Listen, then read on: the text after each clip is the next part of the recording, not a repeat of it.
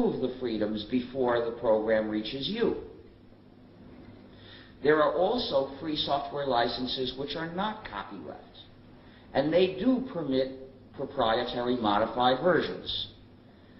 So in those licenses they recognize everyone's freedom, but with copyleft we go even further and we actively defend everybody's freedom. In any case, when Linux had switched to a free software license, the result was that it was possible to use Linux to fill the last gap in the GNU system. And the result was a complete free operating system, which was basically GNU with Linux added. The development of Linux, the kernel, was an important contribution to the free software community, because that was the step that carried us across the finish line. Before that, we had lots of good free programs, and there were many who used them. But in order to use them, they had to install them on top of some other non-free operating system. After the last step had been taken, we had a complete free operating system, and it was possible to install that in a bare PC. And thus, the goal we had set out for 8 years before had been reached. It was possible for the first time to get a PC and use it in freedom as part of a community. So Linux itself was an important contribution to our community. But the confusion of thinking that this entire combination was Linux was a big blow to the free software movement, because it broke the connection from our software to our philosophy. Before that, there were many people who installed specific GNU components, and they knew they were installing GNU components. So when they saw the articles that described our philosophy, the same philosophy I've been telling you today, they would see them and say, ah, this is the philosophy behind those programs I like so much. So they would read it and pay attention. This doesn't mean that they all agreed with us, but at least we had a chance to convince them. And if they did agree with us, with our philosophy, then they would feel motivated to develop more free software. So the software spread the philosophy, and the philosophy helped extend the software. But once millions of people started using essentially a variant of the GNU system with Linux as the kernel, and thinking that the whole thing was Linux, then it didn't lead them to our philosophy anymore. Instead, it led them to look for moral guidance to the developer of Linux, because they were told, here you have the Linux system. And so they thought of themselves as Linux users, and they heard that he was the author of Linux. So they thought that the whole thing came from his vision. And what was the vision he told them? He said, I just did this to have fun. I don't want to think about politics. All software licenses are okay, and you have to obey them no matter what they say. And then he was developing proprietary software in his work, and he said so. And then he was using a non-free program to develop Linux publicly. And so he very visibly disagrees with the philosophy of the free software movement, and always has. Well, he has a right to his views.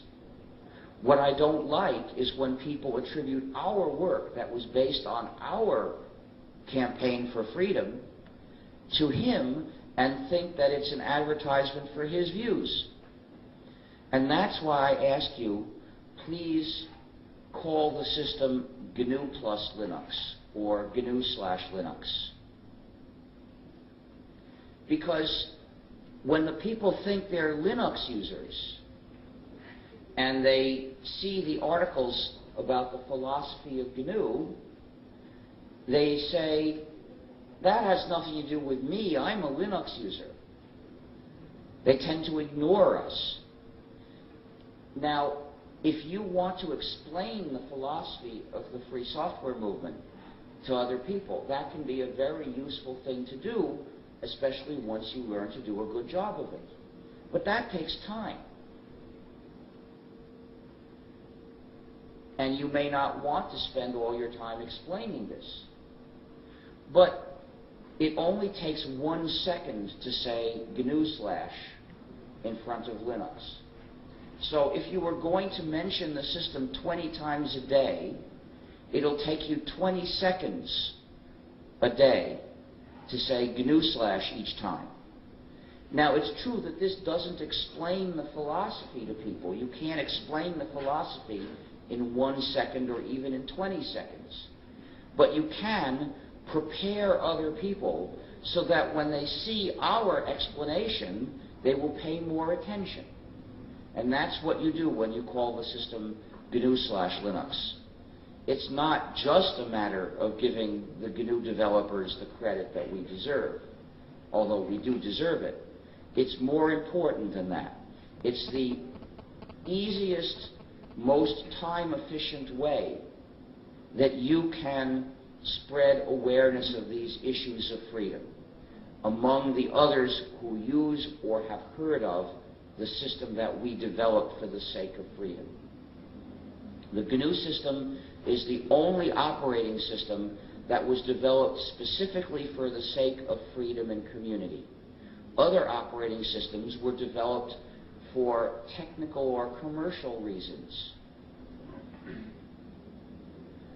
This is the one operating system developed for the sake of freedom. And people are in danger, and this fact is being forgotten even by its own users. You see, history tells us that freedom does not persist automatically. Freedom is always in danger of being lost. And if people want to continue to have freedom, they must be prepared to defend it.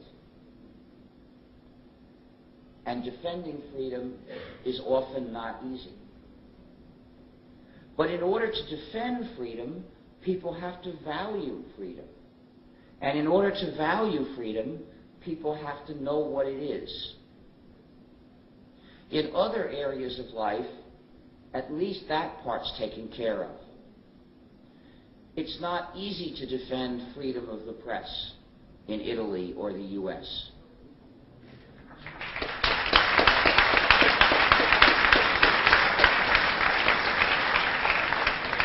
But at least people know what it is. A couple of months ago, we saw freedom of the press threatened around the world. First,